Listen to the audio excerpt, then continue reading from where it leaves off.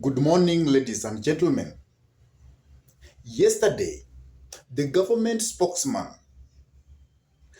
Hassan, actually spoke about the chatting out of President William Samuel Ruto to the Union of Comoros and then going forward to Congo.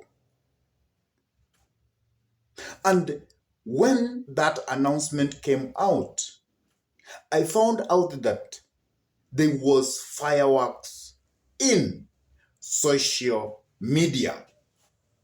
Many people were speculating all manner of things, but there is one thing which actually touched me a lot because many people were saying that why should William Samuel Ruto go out now and again at this hard time economically in our republic? And that's why this morning I thought it's well so that we can have a candid discussion about all this. But before we dive in and actually have a discussion about the trips that His Excellency William Samuel Ruto is actually making outside Kenya, I could request you kindly to take a minute or two and subscribe to this YouTube channel. Give all our videos and this video a like. Share the videos to your friends. And if your friends are lovers of politics, then request them to subscribe to this YouTube channel. And whenever you subscribe to this YouTube channel, always remember to smash the bell button. Now, let us go back to the discussion that Kenyans are complaining why His Excellency William Samuel Ruto is making numerous foreign trips at this time when the country is undergoing a hard time economically. So Kenyans yesterday actually were venting out their frustrations because of these trips. They were saying that William Samuel Ruto is making very many trips, is using a lot of resources to jet out of the country. And many of them felt that His Excellency William Samuel Ruto should not actually be making very many foreign trips at this harsh time economically in our republic. So those were actually the expression which touched me most. Many people are talking about the economy is down. We are having high cost of living. Why should the president make so many trips outside the country at the expense of the taxpayers? So that touched me a lot. And today I could like to explain why it is very necessary for His Excellency the President to make as many trips as possible, so long as they are actually geared to the economy of this nation. For example, President William Samuel Ruto is going to have 2 days in the Republic of Congo. So he's going to have bilateral talks with his counterpart from the Republic of Congo.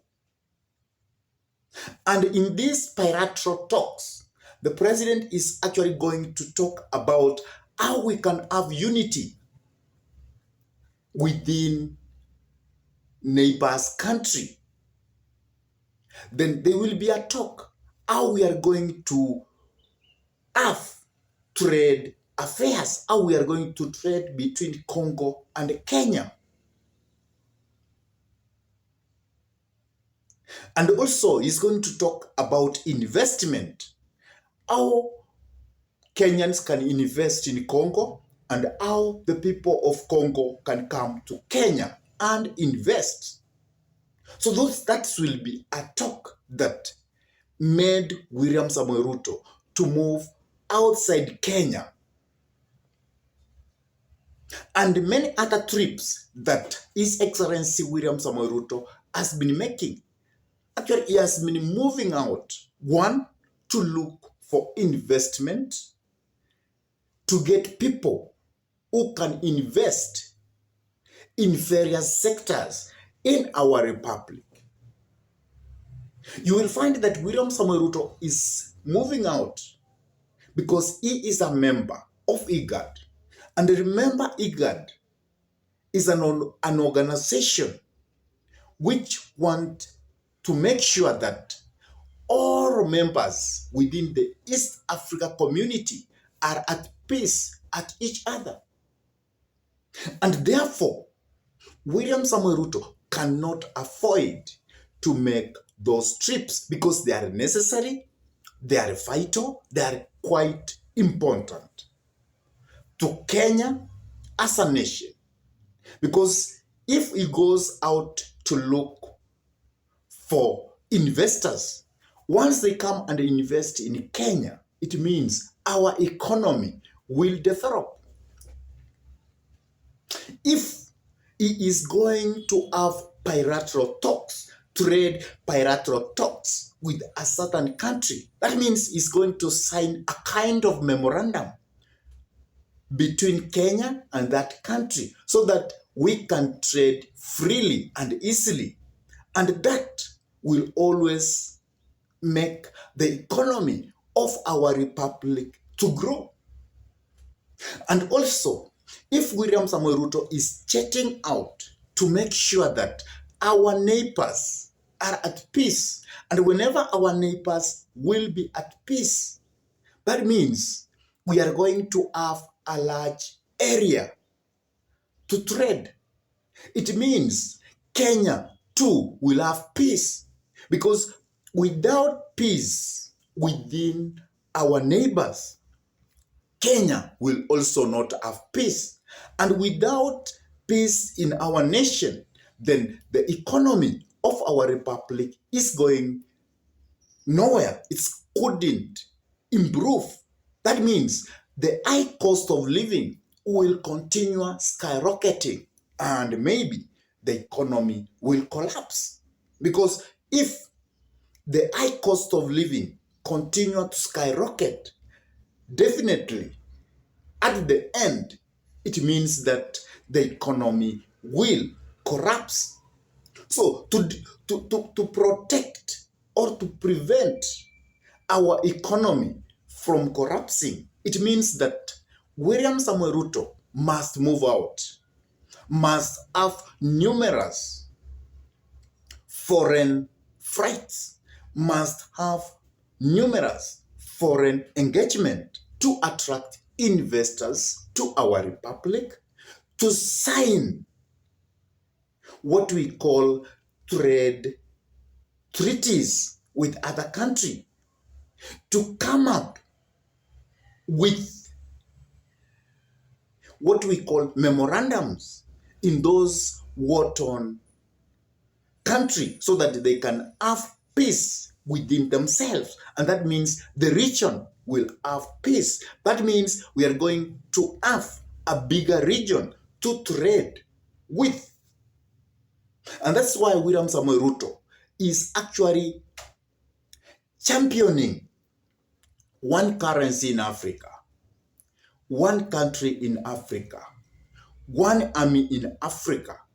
And now, William Samoei Ruto currently is seen as the spokesman of Africa because he is able to articulate to the outside world why Africa need to be respected, why Africa should be given its own time to solve its own conflicts, why outside world should not see Africa as a dark continent.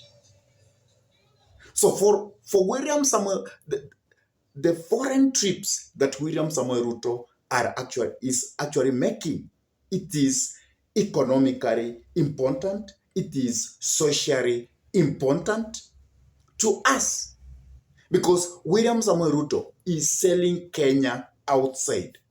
And that's why we don't need to complain a lot.